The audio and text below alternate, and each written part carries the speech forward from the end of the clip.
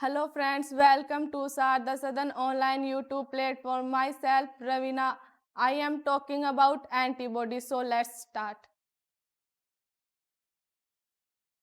हम एंटीबॉडी को इम्यूनोग्लोबिन भी कहते हैं। एंटीबॉडी दो वर्ड से मिलकर बनी है, इम्यूनो और ग्लोबिन। जो ग्लोबिन होती है वो इम्यूनो सिस्टम से रिलेटेड होती है। इम्यूनो सिस्टम यानी इम्यूनिटी पावर, जो हमारे रोग प्रतिरोधक क्षमता से लड़ने का काम करती है। और जो ग्लोबिन होते हैं वो 3 प्रकार के होते हैं, अल्फा, बीटा और गामा। जो ग्लोबिन नामक जो एंटीबॉडी होती है जो एंटीबॉडी होती है वो अल्फा एंटीबॉडी गामा ग्लोबिन से मिलकर बनी होती है। और ये जो गामा ग्लोबिन होती है वो प्लाज्मा कोशिकाओं द्वारा स्रावित होती है। जो एंटीबॉडी गामा ग्लोबिन एक प्रोटीन होती है। जो एंटीबॉडी में जो ग्लोबिन होता है वो एक प्रकार का प्रोटीन होता है। एंटीबॉडी एंटीजन को निष्क्रिय करने का काम करती है। एंटीबॉडी यानी हमारे शरीर के अंदर जब भी एंटीजन एंटर करता है तो वो यानी एंटीजन से बाइंड होकर वो उदासीन हो जाता है, यानी कि उसको निष्क्रिय कर देती है। एंटीजन एक प्रकार का रोगाणु होता है। रोगाणु हो सकता है, वायरस हो सकता है, जीवाणु हो सकता है, कुछ भी हो सकता है। एंटीबॉडी एंटीजन के साथ बंधित होती है, यानी कि जो एंटीजन होता है हमारे शरीर के अंदर जब प्रवेश करता है तो वो एंटीबॉडी के साथ जाके बाइंड करता है। एंटीजन प्रोटीन, पॉलीसेकेराइड, पॉलीपेप्टाइड भी हो सकता है, यानी कोई प्रोटीन भी हो सकता है, पॉलीसेकेराइड भी हो सकता है और पॉलीपेप्टाइड भी हो सकता है। हम इसकी एंटीजन के एग्जाम्पल की बात करें तो हम यानी कि हम कोरोना से फेस कर चुके हैं, उसका एग्जाम्पल लेते हैं। कोरोना वायरस में स्पाइक प्रोटीन, एम प्रोटीन एवं अनेक प्रकार के प्रोटीन होते हैं। इनको अलग अलग किया जाए यानी प्रोटीन, ये जो कोरोना वायरस जिससे मिलकर बना होता है उसके प्रोटीन्स को अलग अलग किया जाए तो वह प्रतिजन बन जाते हैं। एंटीजन जब शरीर के अंदर एंटर करता है तो वो इम्यून सिस्टम इसके विरुद्ध एंटीबॉडी बनाता है। जब एंटीजन हमारे शरीर के अंदर एंटर करता है तो यानी इम्यून सिस्टम होता है उसके विरुद्ध एंटीबॉडी बनाती है, यानी कि हमारे प्रतिरोधक क्षमता बढ़ाती है। हमारी इम्यून सिस्टम शरीर का इम्पोर्टेंट पार्ट होता है जो कि एंटीजन के प्रति विशेष एंटीबॉडी का निर्माण करता है। जो इम्यून सिस्टम होता है वो हमारे शरीर के अंदर जो भी प्रतिजन यानी एंटीजन हमारे शरीर के अंदर प्रवेश करते हैं तो वो विशेष प्रकार के एंटीजन के प्रति विशेष प्रकार की एंटीबॉडी बनाते हैं। जिस एंटीजन के लिए एंटीबॉडी सक्रिय हुई है उस एंटीजन के एंटर करते ही उसको निष्प्रभावी करने का काम करेगी। कोई भी एंटीजन है उसके प्रति कोई एंटीबॉडी बनती है तो उसको निष्क्रिय करने का काम करेगी, यानी वो उसके विशेष रूप से उसको निष्क्रिय करने के लिए ही बनी है।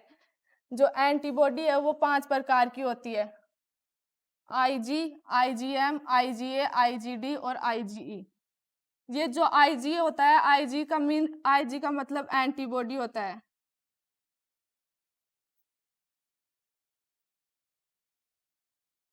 आईजी को हम एंटीबॉडी बोलते हैं। एंटीबॉडी के 5 टाइप्स होते हैं। हम इनके कार्य के बारे में और इनकी स्ट्रक्चर के बारे में बात करेंगे।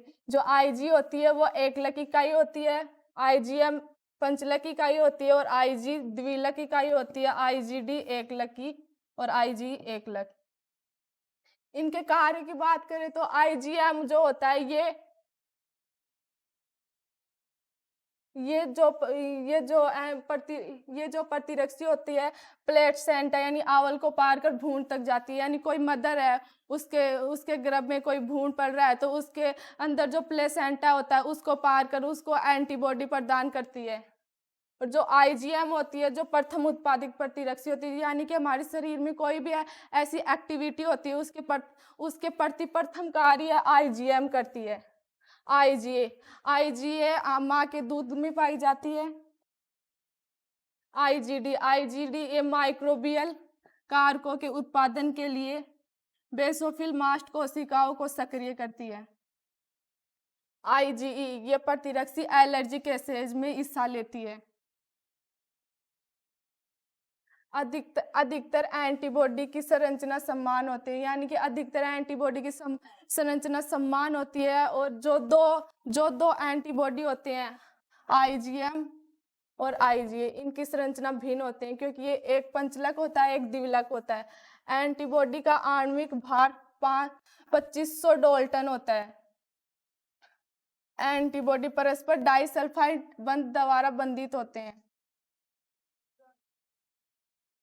25,000। अब हम एंटीबॉडी के स्ट्रक्चर के बारे में बात करेंगे कि एंटीबॉडी की स्ट्रक्चर कैसी होती है। एंटीबॉडी की स्ट्रक्चर हमारे अंग्रेजी के वाई शेप की होती है। जो हमारी एंटीबॉडी होती है वो 4 संरचनात्मक इकाइयों से मिलकर बनी होती है। एंटीबॉडी यानी एंटीबॉडी में 4 चेन होते हैं। ये तो लाइट चेन,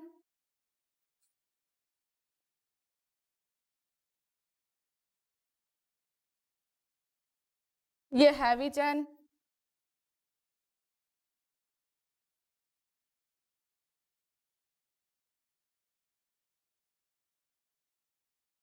एक लाइट चैन होती है और एक हैवी चैन होती है। लाइट चैन को L से डिनोट करते हैं और हैवी चैन को H।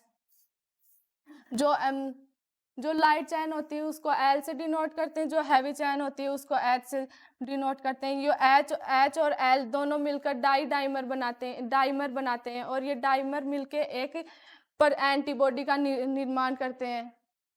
दूसरे शब्दों में कहें तो दो समरूपी अर्धांश मिलकर एक एंटीबॉडी का निर्माण करते हैं। एंटीबॉडी में डाइसल्फाइड बॉन्ड होते हैं।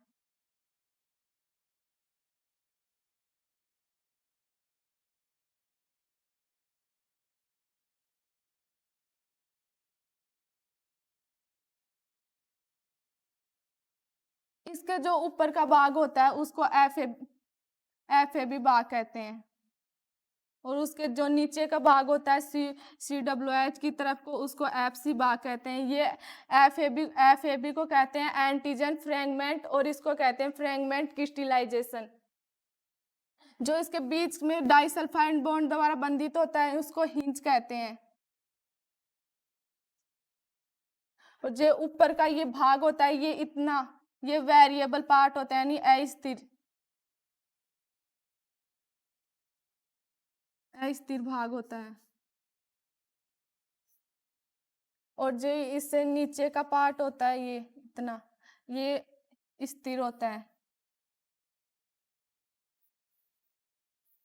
ऊपर का पार्ट जब भी एंटीजन या जब भी हमारे शरीर के अंदर एंटीजन एंटर करता है तो उससे बंधित ये इतना पार्ट बंधित होता है, ये वेरिएबल पार्ट होता है।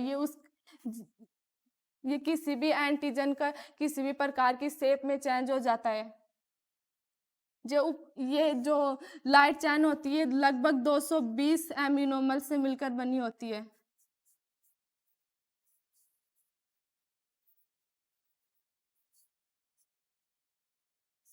जो हैवी चैन होती है वो लगभग 440 एमिनोमर से मिलकर बनी होती है।